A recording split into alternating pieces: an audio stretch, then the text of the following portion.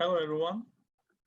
Welcome to today's webinar hosted by CFA Certification.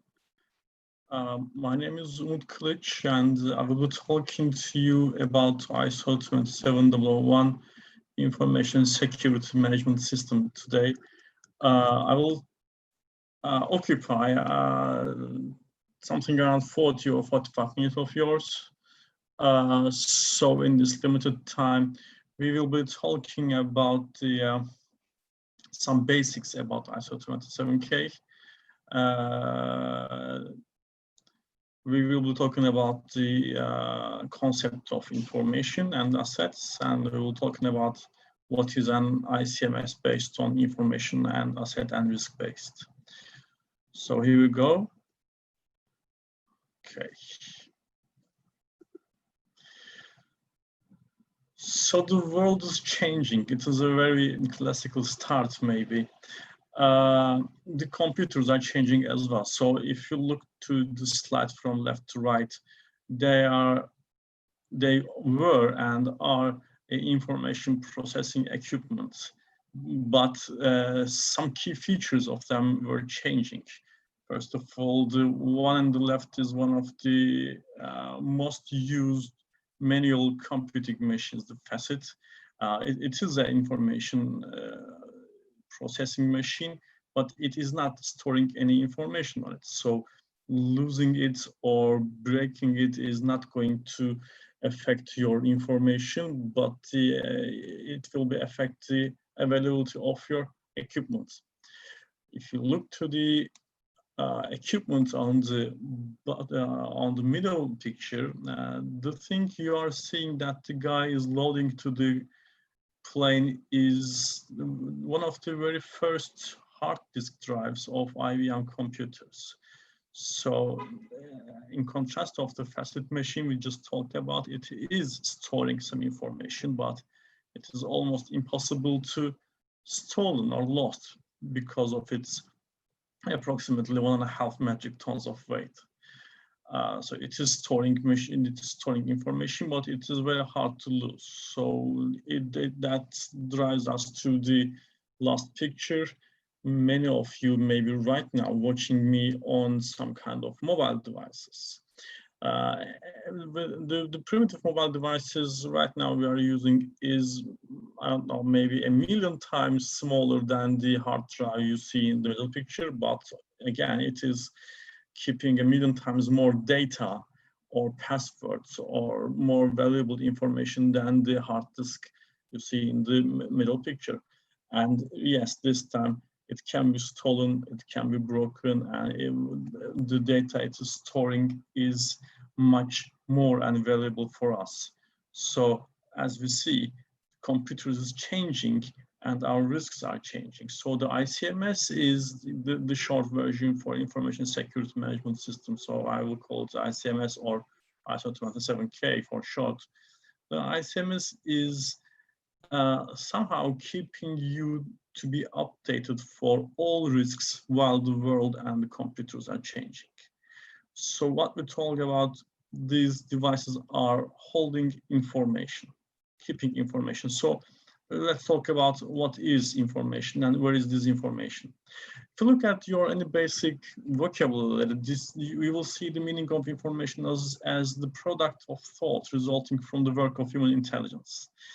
But from ICMS point of view, what information means is formulas, drawings, accounts, personal records, which requires protective measure. And if you don't protect them, then this means by the aspect of ICMS, it is going to harm your commercial sustainability. So the data and assets holding data which affects our commercial sustainability is important for ICMS. And we are going to talk about how you are going to define which information is crucial for your commercial sustainability or not. So where is this information? Where is crucial information? It can be anywhere. These ones are only some of the examples. They can store on electronic medias or in mobile devices or in computer servers or databases or even on papers. Or you just share or allow this crucial information just wanders around while doing transactions. Because sometimes when you go to the cashier on some kind of store, you just ask to give your personal identification numbers or your birth dates, and you just speak with in the public. So this is, of course, an example about information sharing for your personal life. But as we spoke during transactions, the information can be harmed, which is going to harm your commercial sustainability, which we are going to give some more examples in the coming slides. So what is ISMS? We just spoke about the world changes and the risk is changing, and we just talk about what kind of information or assets are taken under consideration of ISMS. So let's make a brief statement or explanation about ISMS. First of all, this is the short version of Information Security Management System. A management system means it is going to do the way you are going to operate your business after you let's say install or execute this ISMS. So from now on, if you say we are ISO 27K certified, from now on, you are going to obey some kind of rules, technical or management rules, or some kind of risk management point of view from now on. This is everything you are going to do on your business operations is going to be considering the ISMS as well. Of course, with the other rules or regulations you have to obey or your objectives of the company. So in order to run this management system, first you have to define which information and assets are necessary to keep your commercial sustainability. We are going to talk about all these red parts of this explanation within the coming slides. So this management system, first of all, defines, the ISMS first of all defines which information and assets are necessary for you to keep sustainable. And after that, on this information and assets, you are going to define the correct, the accurate risks. Just give you a very broad example.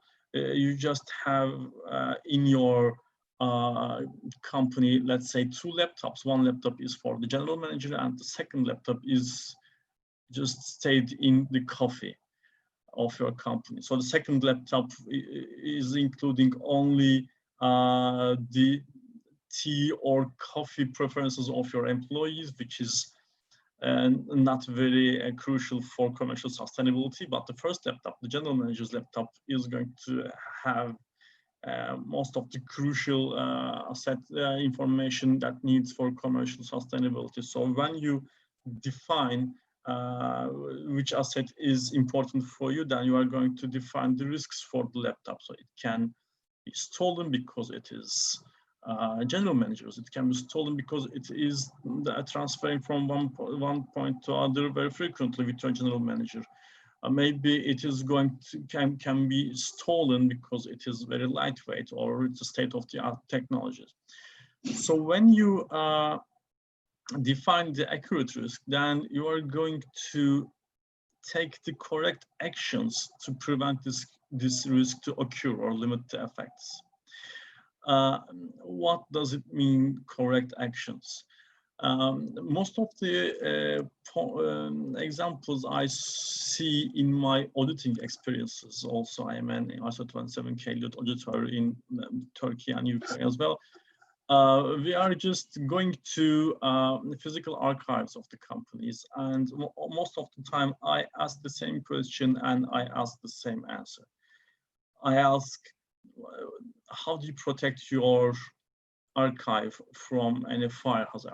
And I don't know, 99% of the answers is we put some kind of automated fire extinguishers on the ceiling to run in order in an event of fire. So what I say to the answer is, great, you are going to lose the ink on the paper from fire by pushing the water on it. So of course, the risk is accurate, the fire is an accurate risk, but the action is not accurate because the action is going to save the archive, but the archive room, but not the information written on the paper by ink. So it is not a correct action to take. So when you define the accurate risks, then you are going to take the correct actions. And as a cycle running, you are going to, by ICMS, measure the effectiveness of your actions. If the actions are capable of preventing the risk or capable of limit the effects. In this example, let's say you put the automatic fire extinguishers on the archive of yours, but when it works, you see that the effect is not very effective. It's not a very effective countermeasure. So you have to keep your cycle again running to see if the correct action is to change the correct action from automatic fire extinguishers to something else. So what is this cycle? On the all management systems, this cycle is called as PDCA, Plan, Do, Check, Act cycle. On the top of the slide, you see two explanations. One is PDCA and the other is HLS, which is a high-level structure. Allow me to talk about high-level structure first of all. The ISO certificates are getting updates for every 5 or 6 years, let's say. And these updates, the recent updates are called high-level structure. So when you look all the updated standards, you will see the same 10 chapters of all standards, starting with scope and normative references. It goes like terms and definitions, context of organization, leadership, planning, support, operation, performance evaluation, and improvement. The first three chapters are the chapters which the companies are not responsible to meet all the requirements. Because it is talking about the ISO itself, it is talking about the previous versions of the standards. But from Article 4 to 10, all the companies has to comply the requirements. And the comply of the requirement is changing from one standard to other, regardless the definition of these articles from 4 to 10 is the same for all. Let's speak about the ISO 27000 right now. So the Plan, Do, Check, Act cycle is a cycle that you are going to, first of all, plan what you want to achieve. So you want to achieve in a scope, a physical or a process-based scope. You want to achieve to get an effective running ICMS. To do that, you create your scope, which is written on the 4th chapter of the standard. And after that, you are going to create a leadership link. And let's say this leadership or the top management of the company is providing necessary resources and put a link to the company and tell everybody in the company's let's say surrounding employees and the customers and the suppliers that we are going to run an ICMS. So after that, you plan how to run your ICMS. You plan how to do your risk assessment, which we are going to speak in the coming slides. It is the 6th chapter of this high-level structure thing. And after that, you support your plan by creating budget or by making some investments or sending your people who are going to run the ICMS to some adequate trainings to make them competent to run the ICMS. So by fulfilling the 4th, 5th, 6th, and 7th chapters of the standard, you just plan how you are going to run your ICMS. The 8th chapter, which goes to the do step to the PDCA cycle, is the operation. So the operation part, you create your risk countermeasures. You execute your risk countermeasures in order to limit the effect or probability of occur the risk. And after that, the standard says it's time for you to performance evaluation, which is the check step of the PDCA cycle. So this means you are going to evaluate the countermeasures you put in place to see if they are effective enough to prevent the risk occur frequently, or it is effective enough to limit the effect of the risk if it has occurred. And the improvement part, which is the acts step of the PDCA cycle, says if any countermeasure of yours is not effective enough to minimize the probability of risk occurring or minimize the effect of the risk, if it is not effective to do that, then do something else. So let's talk about, as an example, on the previous thing I told you. So you so you just make a plan and say, we are going to protect our physical information on our archive room in order to keep an ICMS running. So this is the plan thing. And you did the you create an archive room, you just made a risk assessment to your archive and see that there is a fire risk on the archive room. So as an operation thing, or the do step on the PDCA cycle, you installed an automatic fire extinguisher system. So I think that this is going to happen, a fire risk is going to be down. And on the performance evaluation thing, you see that this is going to stop the fire, but this is not going to save the information written with the ink on the paper. So when your performance evaluation is not give the expected results to you, then you improve your countermeasures by installing some other fire preventing systems, or maybe just going digital to own all your archives in order to minimize the risk or minimize the effect of the risk. So this is a cycle. Okay, and after we spoke about the cycle, allow me to talk about the Annex A. The Annex A controls is classified on 14 chapters. It is 144 controls on these 14 chapters, and the controls are mostly spoken as technical and administrative controls, which are going to be executed in order to risk is seen, let's say. In contrast to the standard itself, these 144 controls must not to be met if the controls are not applicable to a company.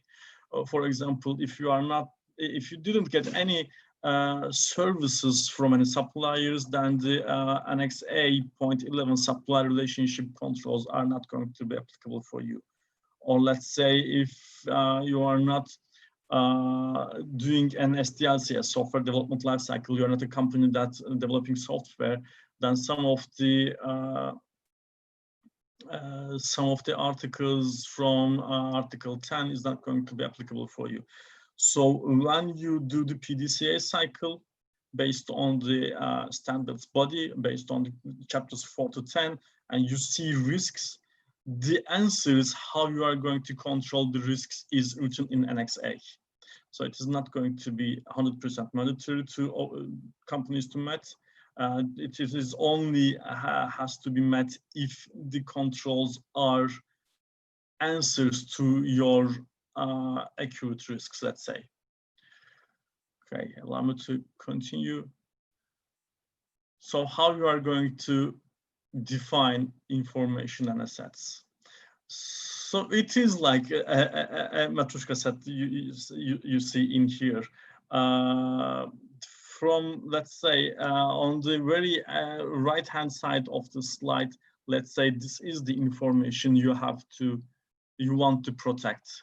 So let's say the smallest baby in here is a database, which is crucial for your, let's say, ERP system.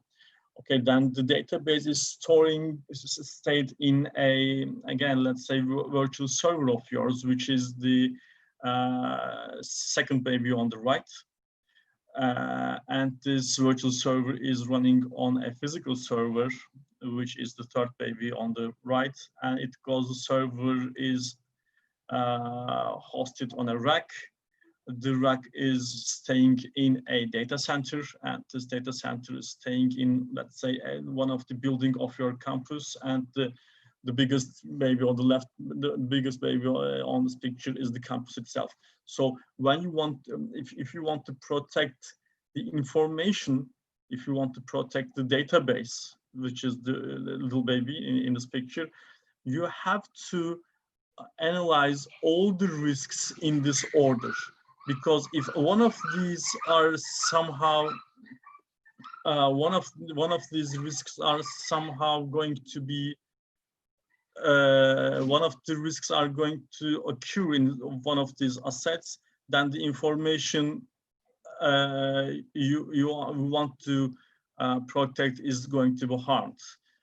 So first of all, you have to put which information is viable for your business sustainability, and after that see in which order you are keeping them, and consider all these little babies in here are the assets that you are going to make an object to your risk assessment.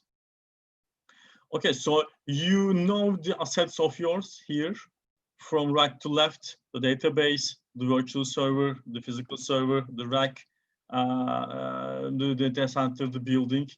And let's say how you are going to define the risks of these assets you are going to take under consideration. So as an example, again, we spoke about the assets. I think this asset is very valuable for your business sustainability.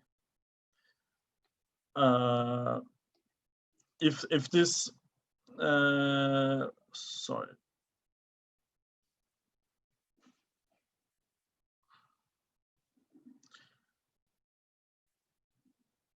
I'm sorry for this. Our child is in the house and just shouting out loud, so I want my wife to make her stop shouting, so sorry for this interruption.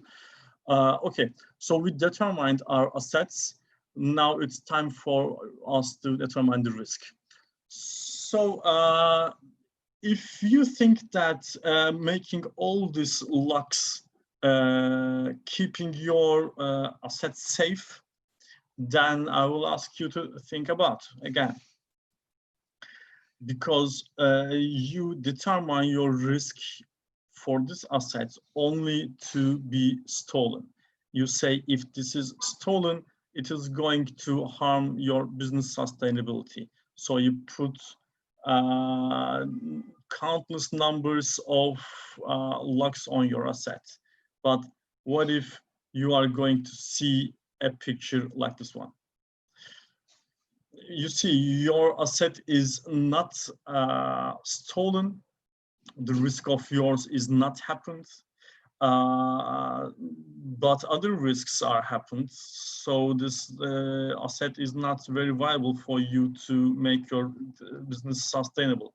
Or you can just look at the picture on the left again. Maybe one of the tires is going to be broken by accident, or maybe the bridge you lock your bicycle is going to be collapsed, God forbid. So when you determine your risk is not, when your determination of risk is not very accurate, the countermeasures you are going to take is not very effective of yours. So then how we are going to define the risk is very important on ICMS. But maybe you are sometimes creating your own risks too.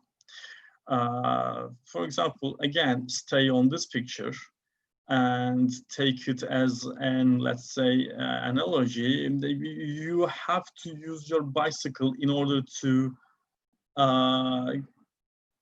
keep your business running.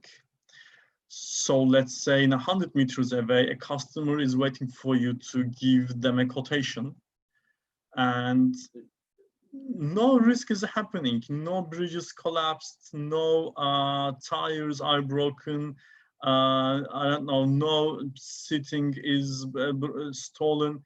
Everything is fine, but right now you have to unlock, I don't know, 100 different locks with your keys, and you have to find the correct key for the correct lock. But do you think that this customer is still waiting for you? So just you think that the only risk of your asset is its weakness to be stolen, then your actions to prevent this is happening is going to make you slow down. So you cannot use your bicycle, you cannot use your asset in order to keep your business sustainability. So this runs us to the basic ICMS risk concept.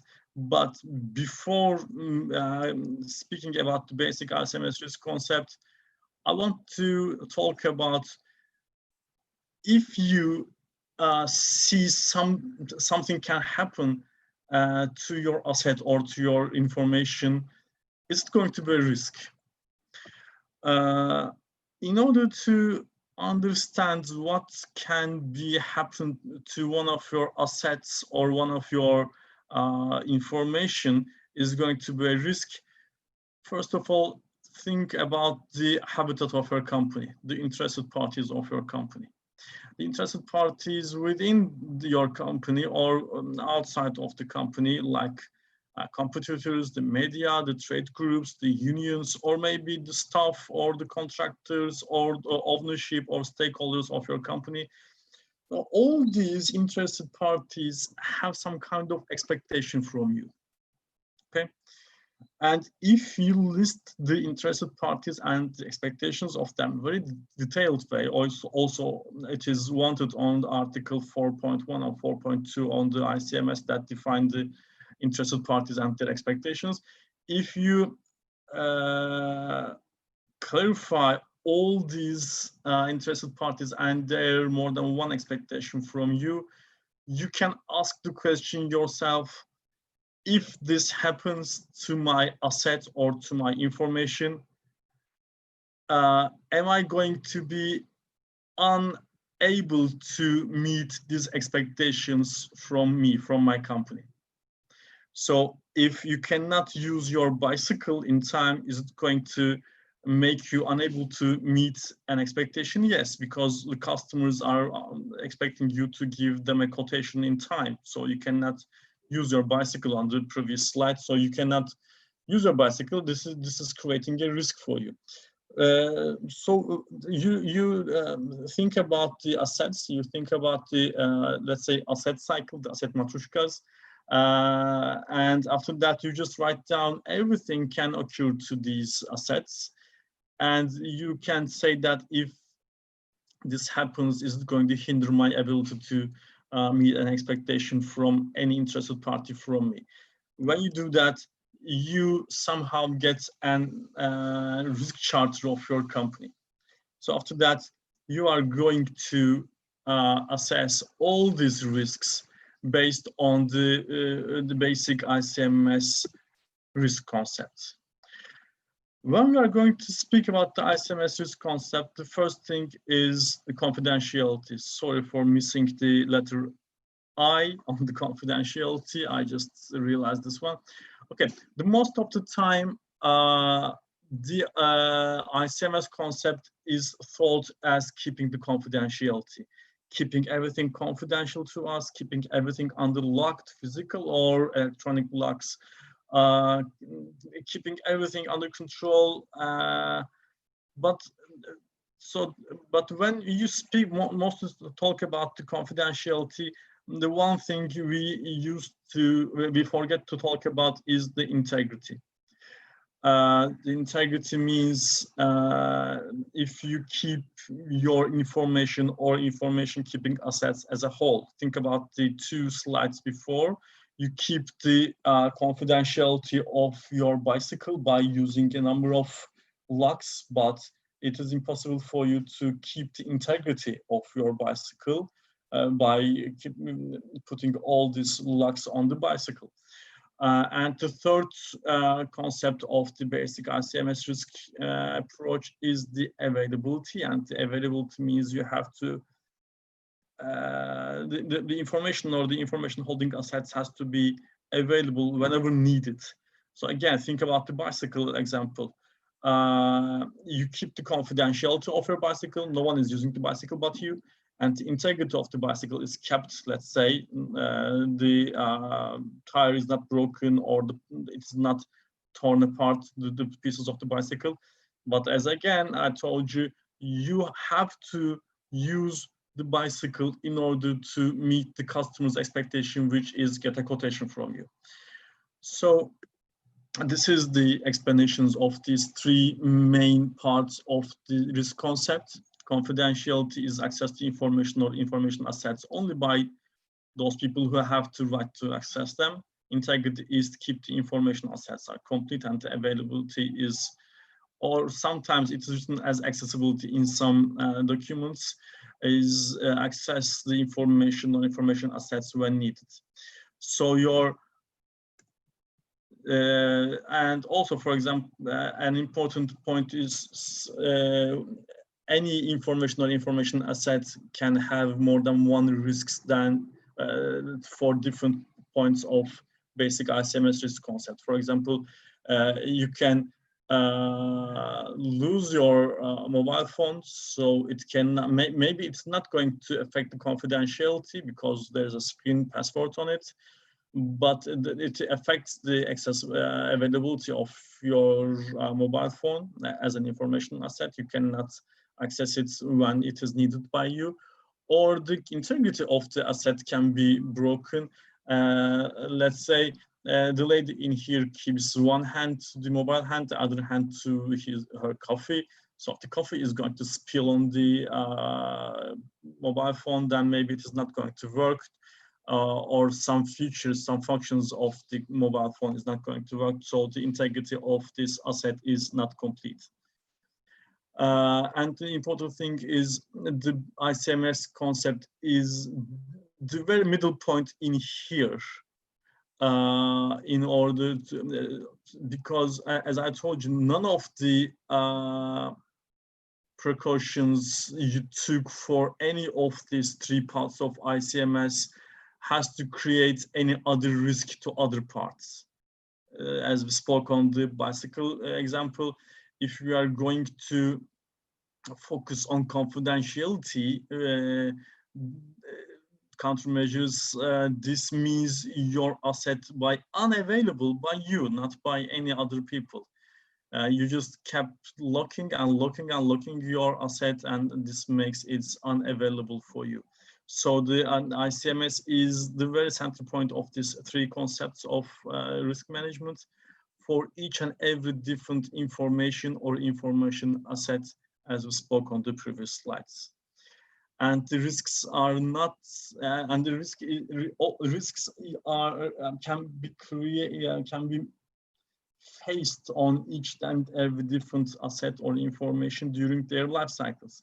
Each and every different information is somehow created operated and expanded, and you store them maybe on electronically and physically. Some people are accessing them. Even the disposal of the information or information assets has to be controlled if uncontrolled disposal is going to create any risk for your business sustainability. This is most of the not spoken parts of ICMS. So for example, let's say you are an R&D company and put hundreds and hundreds million pounds to your project, and somehow the project is not finished with the expected result of yours. So if you think that all these data, logs, and records of this unsuccessful research project is not valuable for you, and you send it to the disposal by an uncontrolled way, then this, let's say, garbage of yours is going to be a very valuable input for your competitors.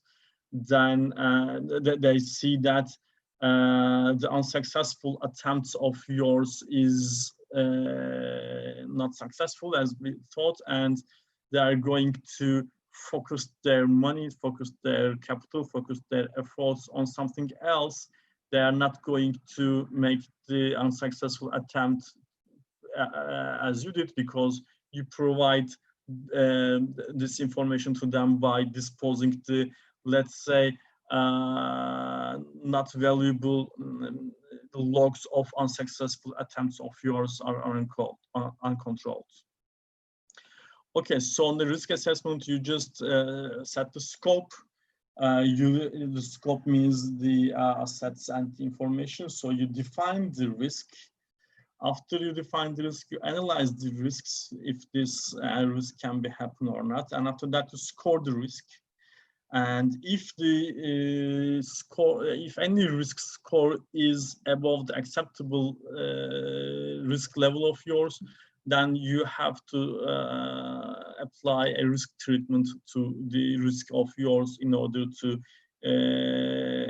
keep the risks probable to happen lower, or keep the risks effect to you on a lower side. So how you are going to score the risks? So each and every different risk, you are going to put a probability score and an effect score in here. And this is just an example. You can make it, you don't have to make it 5 to 5. You can make it, I don't know, 6 to 3, 3 to 3, whatever you want to do. And you are going to put each and every different risk for each and every different information or information assets. When this risk is happening, if it is probability and the effect is here.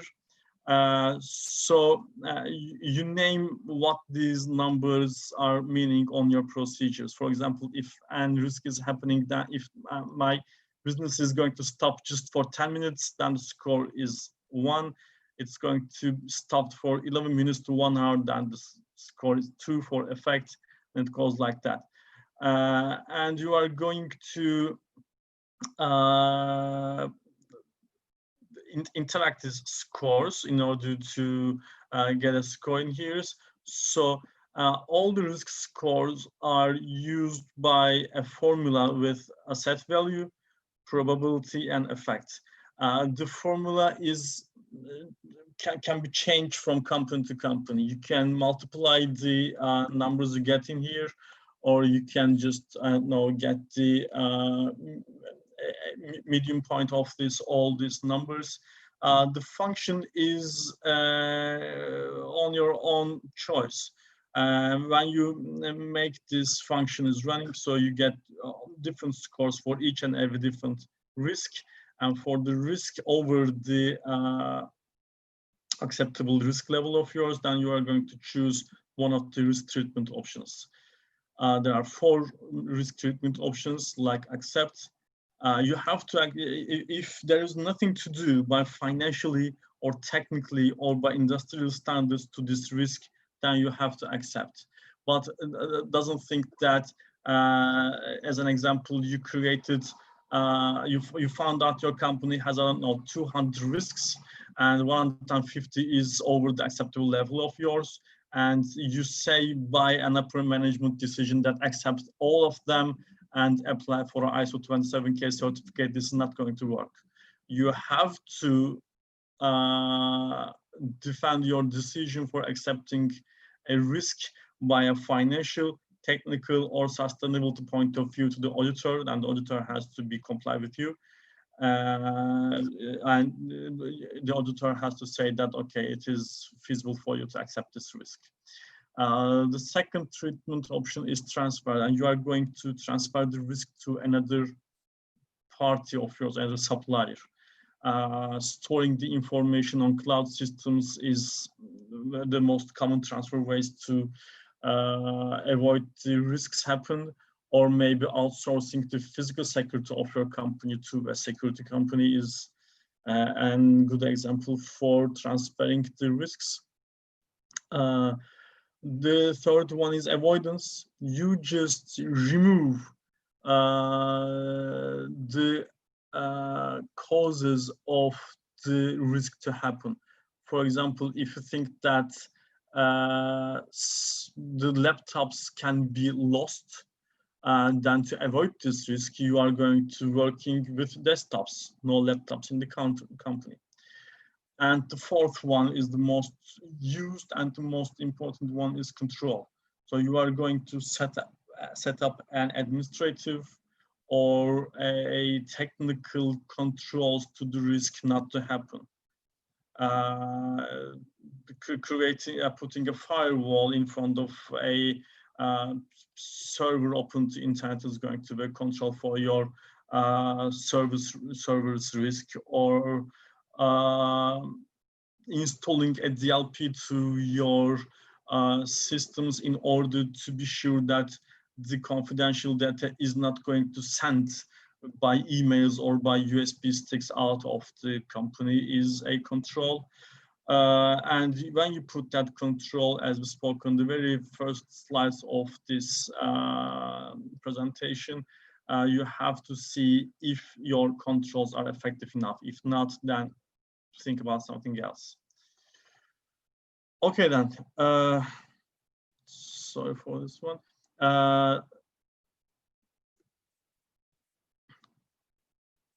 Thank you for your time in here. As I told you, in this very limited time, I just spoke about most of the major aspects of ICMS. It is not a suitable time gap for us to spoke about each and every different articles or Annex A points to the standard, which is typically took our 2 or 3 days to speak everything in detail. So hope that as a basic information point of view, this webinar is okay for you.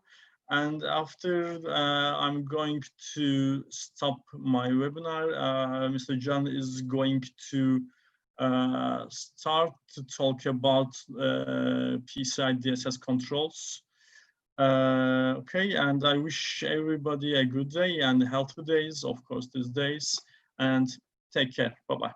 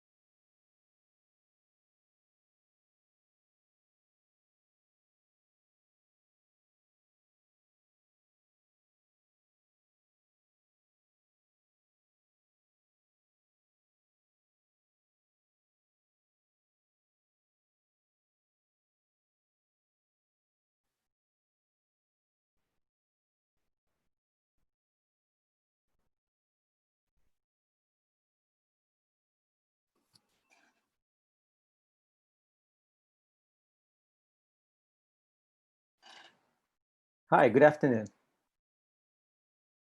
I hope you can see my screen and hear my voice loud and clear.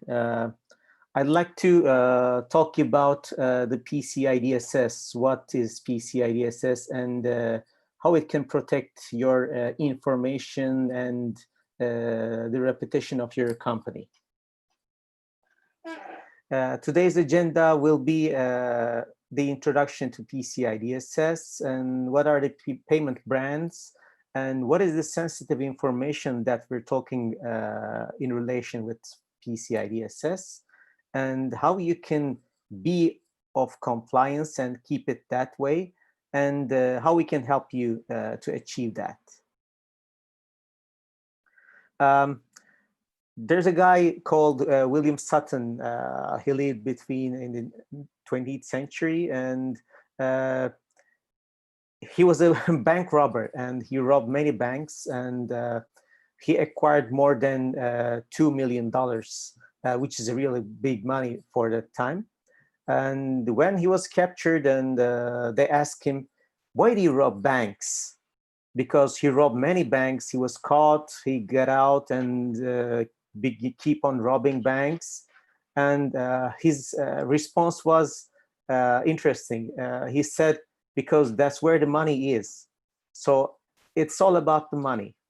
And since the credit cards are some way of electronic way of spending money or sharing, sending money back and forth, these are the main targets for the attackers right now. So with this information at hand, we're beginning to see more and more incidents with including cardholder data. I'm not mentioning about the PII data, but I'm just focusing on the card breaches from the banks or other third-party suppliers. I'll give you some information about the events which happened.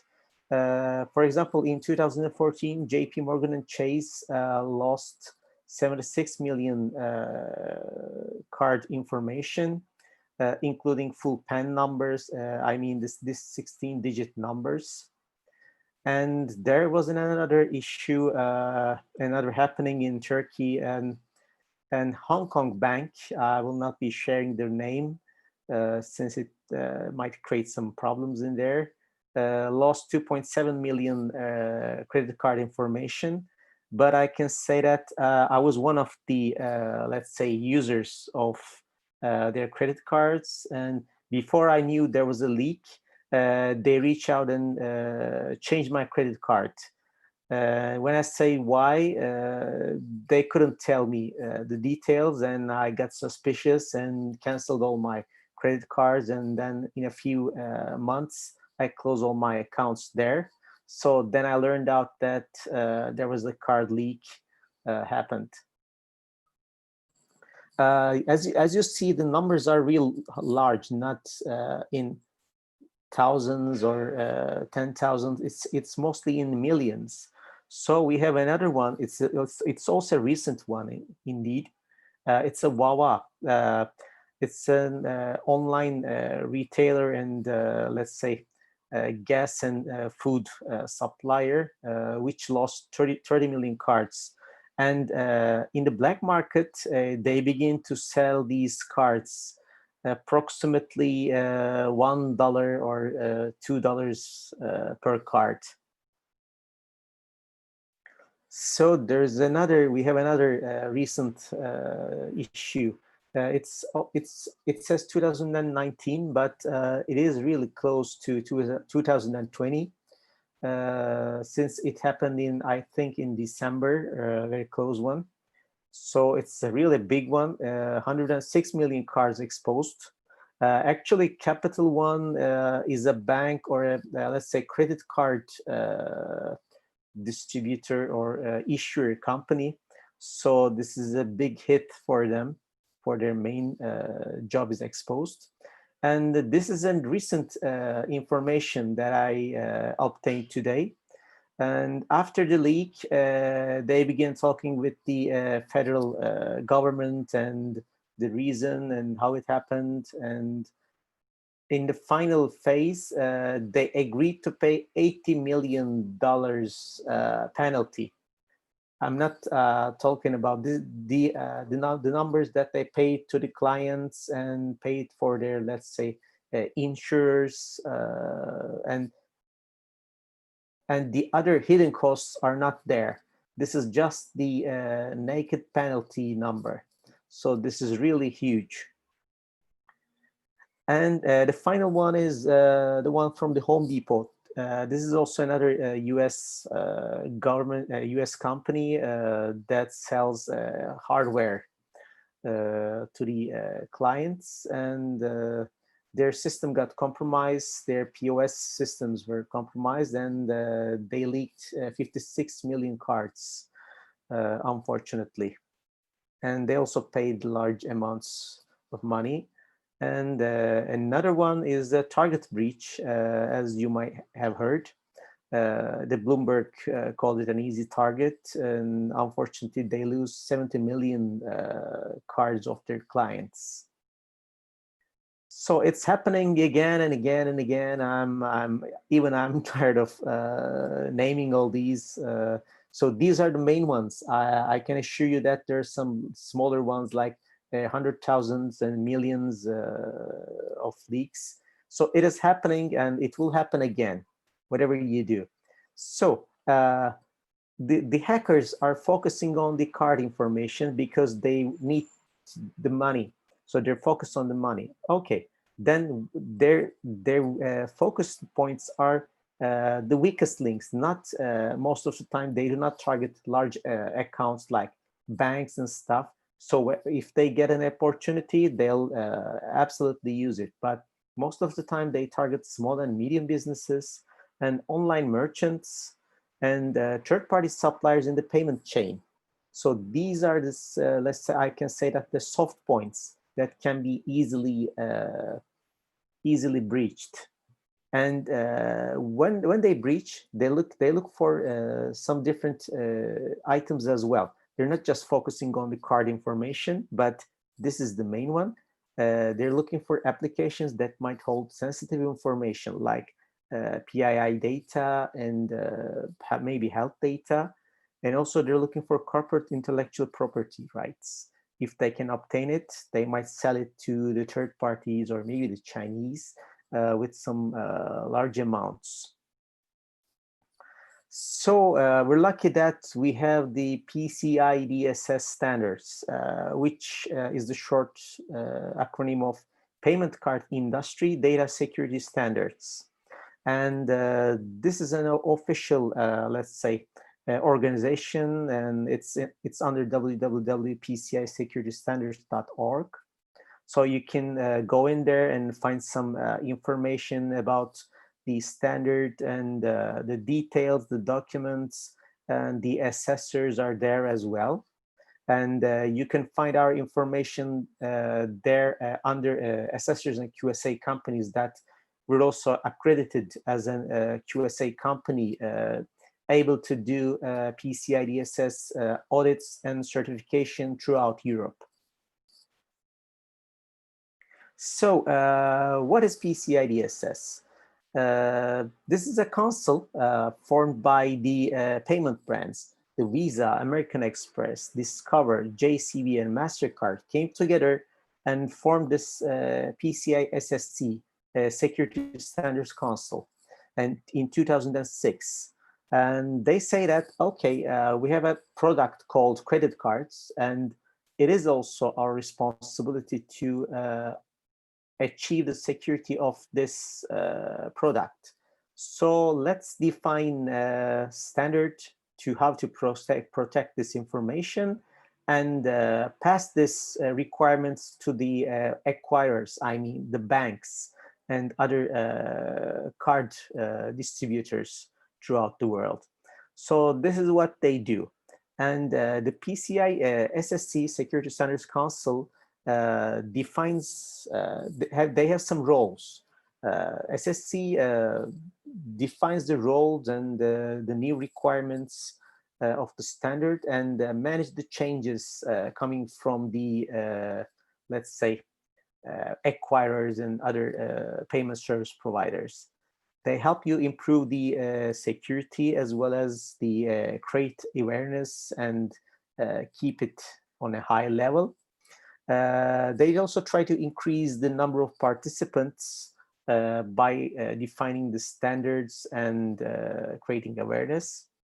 They also have, let's say, ASV and QSA. These are some short forms of accredited scanning vendor, and QSA stands for Qualified Security Assessors.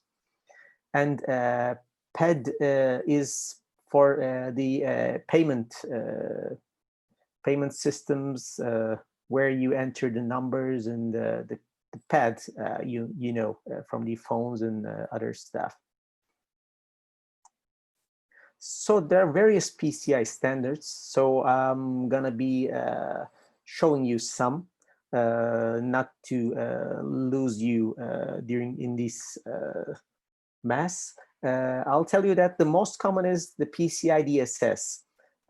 It is required for merchants and service providers and help them and guide them to secure their environments against a breach or loss of information or loss of, let's say, business continuity.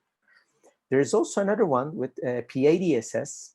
It's for the payment applications. It helps you to protect your applications running on, let's say, kiosks or POS devices, or you can think of any device that is running an application which gets the credit card information and transmit it to the acquirers or the payment brands. The final one is the PCI PTS. It's very similar to PAD. It's for the pin entry devices. This is mostly focused on the encryption of these devices and the physical security, but it is also a part of the way or the chain that should be there to protect your credit card information. So with this information at hand, you might think or ask, okay, fine, we know what we have to do, what is this console and stuff, but who is in scope? Any of the actions or any of the responsibilities that you have in terms of transmit. If you're getting a card information and sending it to the bank without doing anything, you just get it and post it. Since it transmits over your, let's say, infrastructure or over your services, you're in scope. The second one is process. If you're getting this credit card information and sending it to an acquirer and getting the response from the acquirer, okay, the payment is okay, the payment is not okay, or the balance is insufficient, and sending it to the, let's say, client, and then you're a processor and you're in scope. The final one is store. You can be a merchant that you store your client's card information for faster processing, like Amazon or eBay. So if you're storing this card information, or let's say you're a tokenization company like MasterPass or Asseco, then you're in scope for storing this card information, since you have the PAN number and you're obliged to protect and create the security required in terms of PCI DSS. Generally, the PCI DSS has 12 domains distributed into 6 main areas. These look simple, and these requirements are also mostly in line with ISO 27001 as well. So I can clearly tell you that if you have an ISO 27001 certification in place running in a healthy manner, it will be much more easier for you to obtain an PCI DSS certification, because most of the requirements like change management, access management, and like monitoring of, let's say, logs and data and other stuff are mostly related in terms of, let's say, standards. But I can say that PCI DSS is mostly focused on in a more technical manner than the ISO. ISO generally leaves you alone and tells you that you should do this, and however you do, you're free to do. But PCI draws the line that you should do it in this detail. Like the first one is build and maintain a secure network. So you have to install a firewall and do it in the right, let's say, configuration and keep it that way to protect your cardholder data. The second one is you shouldn't be using vendor supply defaults for any of your systems, like the OSs and any other hardware or equipment and servers that you install in your infrastructure. The third one is protect cardholder data. If you're storing data, you have to protect it by any cost. And if you're transiting or submitting this cardholder data to another location, you should encrypt it and make sure that it keeps encrypted during the transmit. You shouldn't leave any, let's say, rabbit holes that someone might get into the game and get your card information. So the third one is maintain a vulnerability management program. So you have to get the standard basic hygiene of cybersecurity and use antivirus software and keep it update, scan on regular intervals and stuff. And the sixth one is if you're developing a software or any type of software development is in place, you should be in line with the SSDLC, Secure Software Development Lifecycle. So you have to do the change management and you have to go in line with the OWASP top 10 vulnerabilities and get the approval before any type of, let's say, deployment and stuff. So you have to implement some strong access control measures, like only maybe even the administrative people shouldn't be accessing to the card information data. It should be kept encrypted all the time, but only the, let's say, head of business maybe can see the full 16-digit PAN number. Even the, let's say, standard people working there in terms of business relations should see the first 6 and last 4, and the numbers in the middle should be, let's say, masked. The eighth requirement is the assigning unique ID to each person with computer access. So to obtain accountability, each of the people should have a unique ID that when something happens, you should be able to say that, okay, this is done by John or Mary, so that I know who is responsible for that. If you're using a, let's say, generic account like root admin or, let's say, business user 1, since many people are using it at the same time, it wouldn't be easy to find the accountable person for that. So another requirement is the restrict physical access to cardholder data. Okay, you're just getting the soft information of the cardholder data. I mean the PAN numbers and stuff. But most of the time, I mean the old usage requires you write your credit card number to some documents and send it to your, let's say, maybe travel agency or insurance broker or something like that. So they're going to charge it to your credit card and you'll receive the service. But this also leaves your information vulnerable to attacks or vulnerable to breaches. So another thing is that your printed out information, your For example, database backups, and even your data center access should be restricted. The other requirement is to regularly monitor and test networks. Okay, we set the requirements. Then now we should track regularly to see if things are working as they were planned for.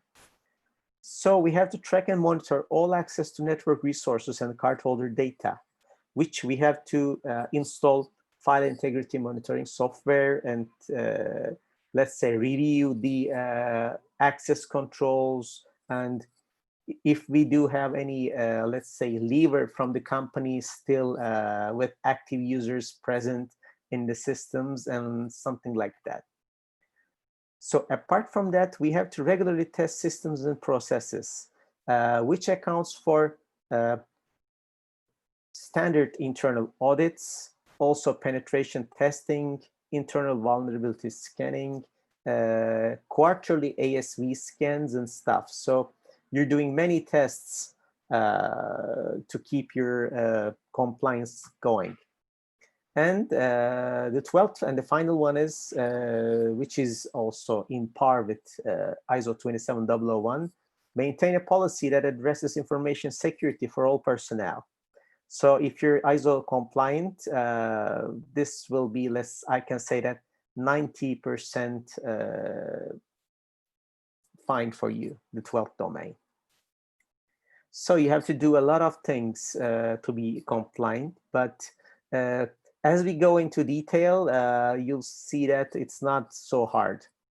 Okay, we're trying to protect card information, but let's see what card information is in terms of PCI DSS. We're all using cards, but we don't get to use some of the data that is already there.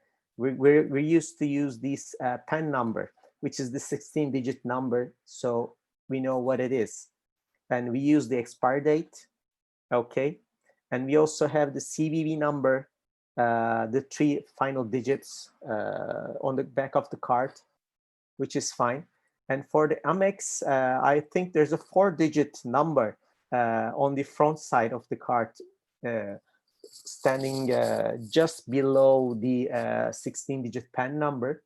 And the Amex uses this 4-digit number instead of the CVV most of the time. And what we do not see is that there's a magnetic stripe. And in the past,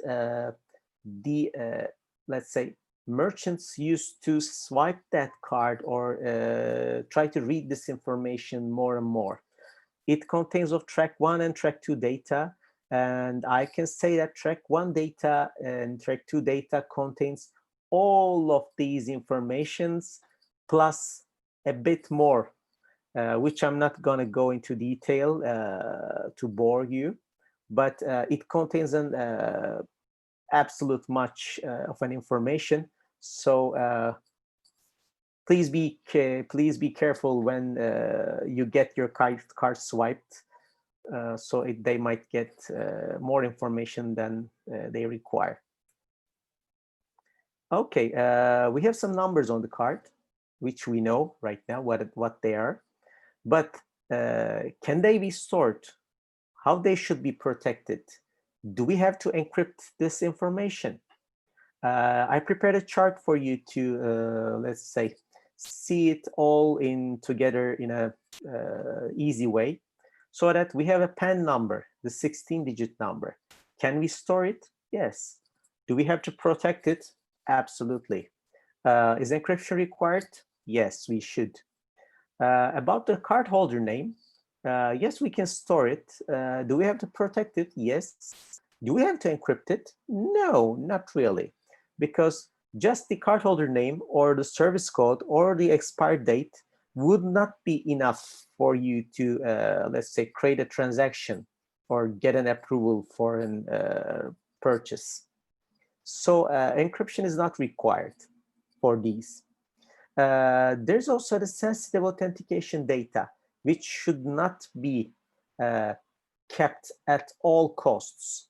the full magnetic strip, which I told you about, the 1 and 2 stuff, and the CVV data, and also the, let's say, I can say that the Amex information with 4 digits is also included in there. And you should not be keeping the information of PIN and PIN block. So these are the information that you should not be keeping at all costs. Most of the, let's say, merchants do not use it. The magnetic strip information, the CVV and the PIN information are only received if you're using a physical POS. So if you're using an online merchant or retailer like Amazon or eBay, they will not be getting your SAT data. They'll just be most probably getting your PAN number, cardholder name, and expire date. And also CVV numbers sometimes, not really necessary. And some of the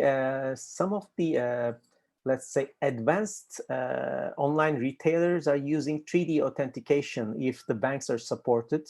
So if you see a 3D authentication available, please do tick them, and they're gonna be sending you an SMS as a second layer authentication for your security of your cardholder data. Okay, and what audit firms are doing? We do ASV scans. It's called approved scanning vendor. And all of the companies that should be compliant has to pass an ASV scan in each quarter.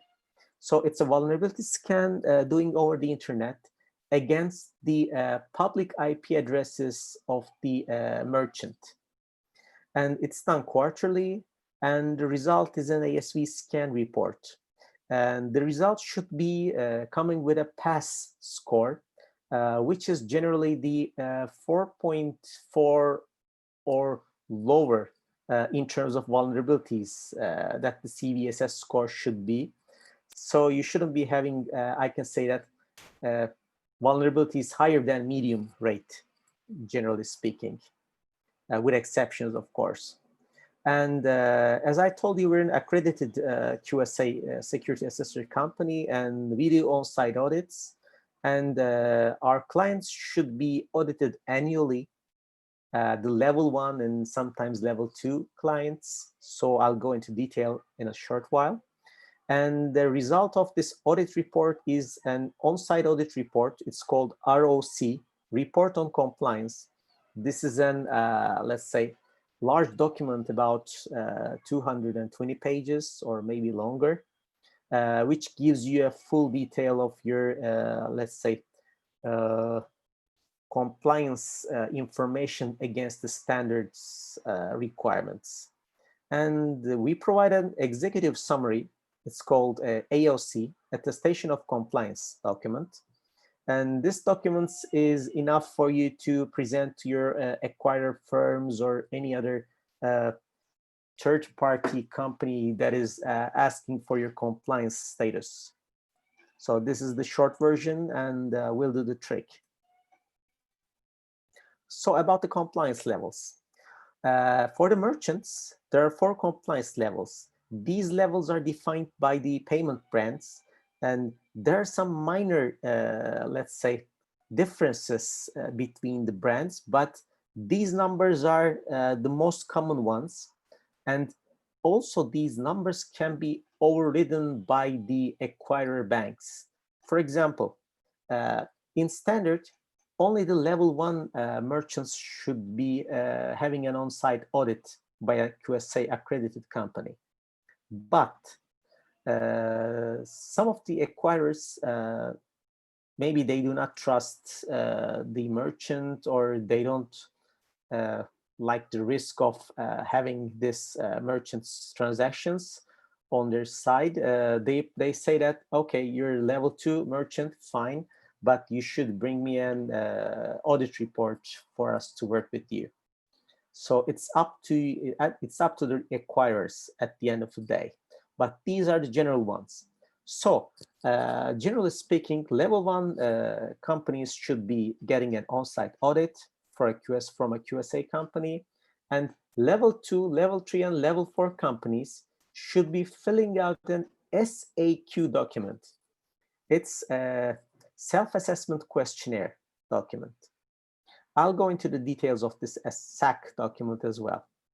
For the service providers, level 1 service providers should go into an on-site audit by an QSA company as well, while the level 2 service provider should fill out an SAQ specifically designed for the service providers. Okay, and as I said previously, we have some SAQ types, which seems a bit lot, but I can assure you that the most common ones used are SAQ-D for merchant and SAQ-D for service provider. The rest are prepared for special occasions or special ways of businesses, which are not most common. So you can just keep in mind that most of the time you'll be required to fill out an SAQ-D for your acquirer. And for the SAQ-D, I'll be there. For the SAQ document, most of the time the client's resources can at least be able to fill out this SAQ document and send it to the acquirer, which is fine by the payment brands. But since this SAQ document also contains most of the information required, like the internal audit done by a QSA company, the acquirer asks the merchant or service provider to include an QSA company at least for the consultancy measures, because there are many questions that should be filled out and which their responses should be yes, or yes, I'm doing this. So just to know what you're signing off, you should get help from a QSA company, just to be on the safe side. Okay, well, if you're not compliant, or it is your first time trying to be compliant, there are ways to be compliant. It's not the hardest thing in the world. There are some documents provided by the PCI SSC that the milestones for prioritization, which ones should you do in which order, like to reduce the scope of your PCI DSS requirement, remove sensitive authentication data. This shows that the less information you hold, the less requirements you'll be responsible for. And protect your systems and networks, and segment all the critical information from the rest. So if you segment it, then you'll be protecting a smaller group of systems. And secure payment card applications. And if the applications are developed in a secure way, then it is easier for you to keep the information at bay. And so on and so forth. So monitor your systems, and you should be protecting your cardholder data, and finalize the remaining compliance efforts, which is the final one. So if you go into the details, there are also details on that as well. So this document is also present in the Council's website. You can download it as an Excel document and play with it. So this will give you an idea on how to prioritize your compliance efforts and be compliant. So this is really a good one. And yes, okay, and this is the PCI DSS, and we're an accredited QSA company. And what we do, apart from being an auditing company, we provide services in relation with GDPR and privacy, and also PCI DSS company. And we provide virtual CISO and DPO services for our clients. We provide vulnerability analysis and penetration testing services, including the mobile applications, web, and anything. And we also provide static code analysis and also SSDLC consultancy for large enterprises. And apart from that, we have some solutions that are not common. We're focusing on some niche solutions that will benefit our clients in the most efficient way. And they're also in line with the requirements of PCI DSS most of the time. So we can help our clients be compliant in an easier way and support them with these solutions in the best effort. And yeah, what we do is, as I said, we're doing security consultancy and solutions. We're covering also technology security requirements like drones, IoT, operational technologies, or ICS, industrial control system security. We provide, let's say, protection against drones, unwanted drones or rogue ones. Our team, including me, we have 20+ years of cybersecurity experience. I can say that mine is 24 right now, as of now, which is not bad. I've seen some telcos and financial institutions and vendors as well. We have local business expertise and also good networks in Europe, Asia, and Africa throughout our partners. And we also support partner or startup companies for getting into the markets that we are in, like the Europe and the US soon, and also Turkey. We're working closely with fintech partners at the moment, which is in parallel with our PCI DSS audits and experience. So we help them get into the other markets and be their gateway. So we have offices. We have the offices in the Netherlands and Turkey, and for the US we're in contact. But this COVID pandemic keep us back. I think in maybe 6 or 7 months we'll be up and running there. We're keeping our connections active. So we're partnering with some technology companies and vendors as well to keep us up to date, to provide the necessary services for our clients. We have some global ones and we have some niche ones as well. Some of them are, with some references that we can get approval from. These are some of the references. We're working globally with these ones as well. And this is our information and short introduction to PCI DSS. Please feel free to contact us for any questions. We'll be happy to answer your questions at all costs without any expectations. Just shoot and we'll share. Thank you for attending. Wish you all a good weekend and with sunny weather. Thank you.